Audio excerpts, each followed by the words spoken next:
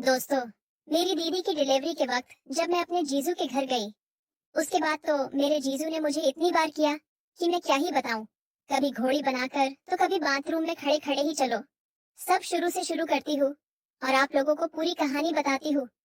पर हाँ, आप लोगों को मैं बता दूं कि ये कहानी पूरी जरूर देखना, तभी आपको मजा आएगा। तो चलो शुरू करती हूँ। नमस्कार दोस्तों, मैं आपकी दोस्त पूजा। मेरी लंबाई लगभग 5 फुट 2 इंच है। मैं 21 साल की उभरती जवानी की लड़की हूँ। मेरे चश्मे और ब्रा का नंबर हमेशा बढ़ता ही जाता है और मेरी ब्रा का नंबर भी बढ़ता जा रहा है। मेरा रंग दूध की तरह गोरा है। दोस्तों, ये साली जीजा कहानी उस समय की है जब मेरी दीदी गर्भवती थी और उनको बच्चा होने वाला था। उस समय जीजू ने दीदी से कहा कि कुछ दिन के लिए पूजा को बुला लो तो कुछ मदद मिल जाएगी।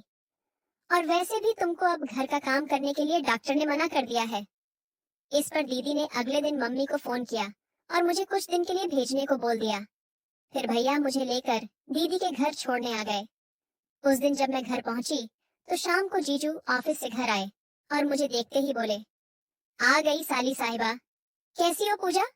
मैंने नमस्ते की और कहा, मैं ठीक हूँ जीजू, आप बताइए। फिर हम सब लोग बैठकर बहुत सारे बातें करने लगे। तब सर्दियों के दिन थे और ठंड बहुत ज्यादा थी। रात को सोने की तैयारी होने लगी। एक कमरे में दीदी जीजू और मैं सोई और दूसरे कमरे में भैया सो गए। अगले दिन भैया दीदी से मिलकर चले गए और मैं दीदी के घर ही रुक गई। अब मैं घर के काम करती। जीजू सुबह ऑफिस चले जाते थे और शाम को आते थे। अब जीजू मुझसे बहुत बातें करने लगे थे और मुझे छेड़ते भी रहते थे। और दीदी की ऐसी हालत हो गई तो जीजू बोले, साली जी, तुम कहो तो तुम्हें भी ऐसा कर दें। ये बोलकर जीजू हंसते हुए अपने की तलवार को खुजलाने लगे। मुझे बहुत शर्म आई। जब मैं किचन में काम करती तो जीजू आकर पीछे से पकड़ लेते और किस करने लगते। कई बार तो मेरे सलवार के अंदर हाथ डालकर सहलाते थे। मैं उनसे कहती, हट जाओ, दीदी आ जाएंगी। तो वे कहते, नहीं आएगी, बस तुम काम करती रहो। दोस्तों, दीदी के घर के नीचे दीदी की सास और दीदी के देवर रहते थे। दीदी की सास अधिकतर नीचे ही रहती थी क्योंकि उनके घुटनों में दर्द रहता था, इसलिए वे ऊपर नहीं आती थी।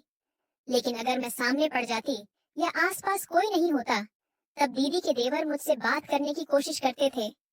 दीदी के घर में किराए पर कमरा लेकर रहने वाले लड़के, आस पड़ोस के लड़के और रिश्तेदारी के बहुत से लड़के मुझे करने की जुगाड़ में रहते थे।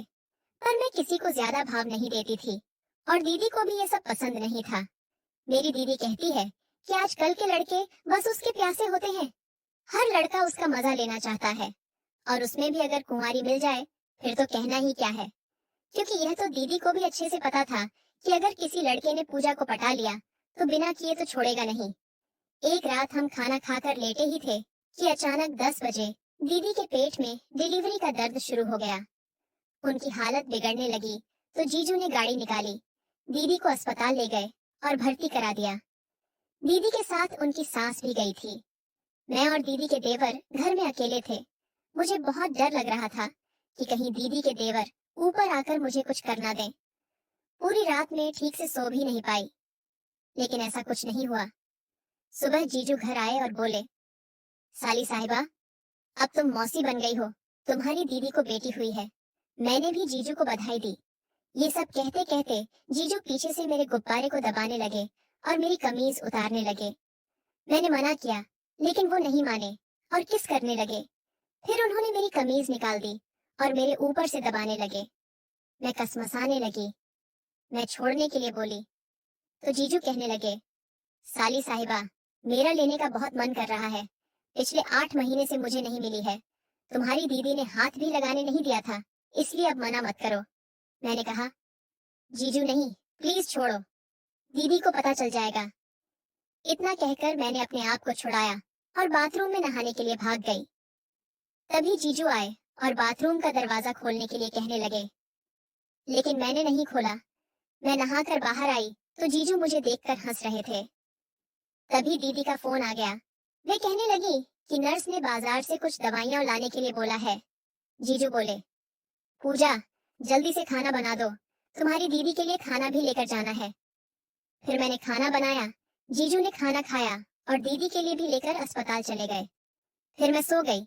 शाम को जीजू अस्पताल से घर आए और बताया कि अभी नर्स ने 2-3 दिन तुम्हारी दीदी को भर्ती रहने के लिए कहा है, क्योंकि उनको बहुत ज्यादा कमजोरी और दर्द है, इसीलिए अभी अस्पताल से उनकी छुट्टी नहीं कर सकते हैं। जीजू कहने लगे, साली जी चाय बना लो। मैंने चाय बनाई और हम दोनों साथ बैठकर चाय पीने लगे और बातें भी करते जा रहे थे। बातों बातों में जीजू ने मुझे बताया कि कल तुम्हारी दीदी की शादी को 3 साल हो जाएगा। तभी मुझे याद आया, अरे हाँ जीजू, कल तो आपकी शादी की सालगिरह है, मैं तो भूल ही गई थी। लेकिन जीजू थोड़ा उदास हो गए क्योंकि दीदी अस्पताल में थी। मैं बोली, कोई बात नहीं जीजू, कल दीदी से मिलने चलेंगे।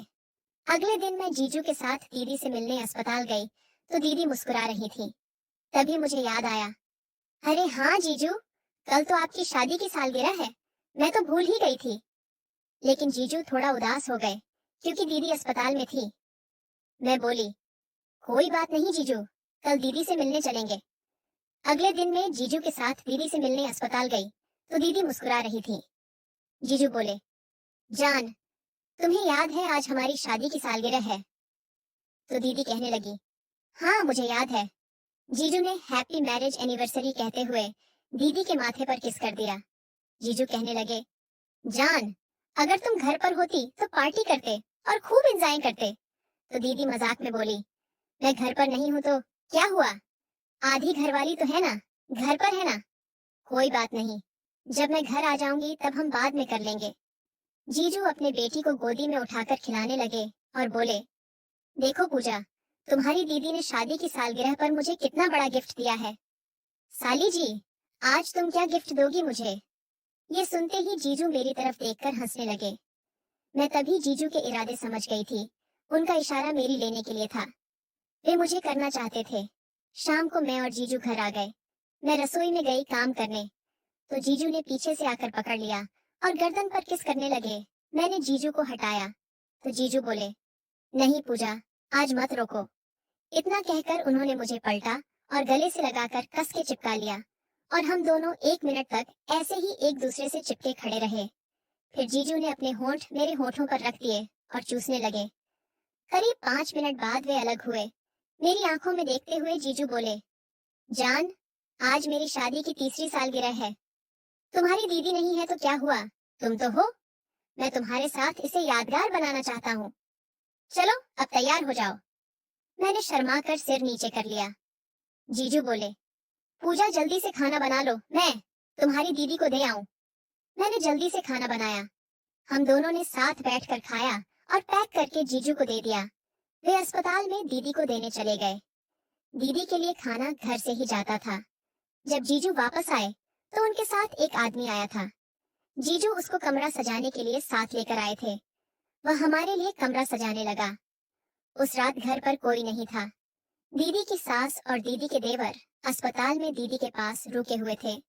जीजू बोले, जान, अब तुम भी तैयार हो जाओ। उन्होंने मुझे दीदी की शादी का लंघगा और गहने सब दे दिए थे।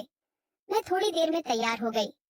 वह आदमी भी कमरा सजाकर जा चुका था तो जीजू मुझे गोदी में ले गए, उठाकर कमरे में और बिस्तर पर बैठा दिया।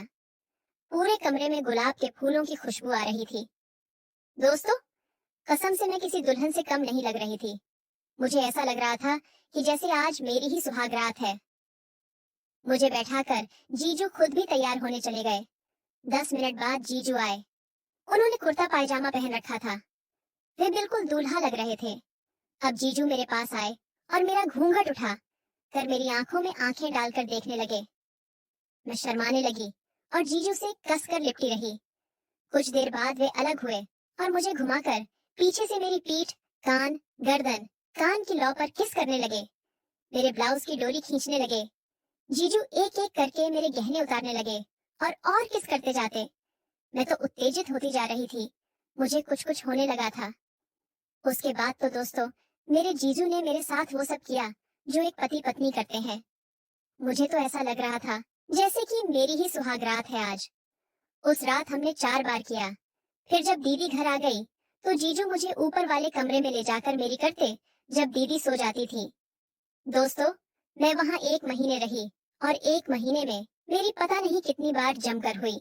फिर मम्मी ने दीदी को फोन करके बोला कि अब पूजा को घर भेज दो। एक दिन दीदी कहने लगी, सुनो जी, पूजा इतने दिनों से यहाँ रुकी है, पूजा को शॉपिंग तो करा दो। तो जीजू मुझे बाजार ले गए और अच्छा सा सूट कुर्ती जीजू ने मुझे दिलवाई। घर आकर मैंने सूट कुर्ती दीदी को दिखाया, जो कि उन्हें भी अच्छा लगा। दोस्तों, अब मैं अपने जीजा से मजा लेकर मैं अपने घर आ गई। जब जीजू फोन पर बात करते हैं तो बोलते हैं, साली जी यहाँ कब आ रही हो, यहाँ आ जाओ, फिर तुम्हारी ढंग से कसरत करूंगा। इसके बाद और भी मौकों पर मेरी हुई, जिसकी कहानी मैं बाद में लिखूंगी। दोस्तों, इसका अगला पार्ट चाहिए तो पार्ट 2 लिखकर चैनल को सब्सक्राइब कर लो।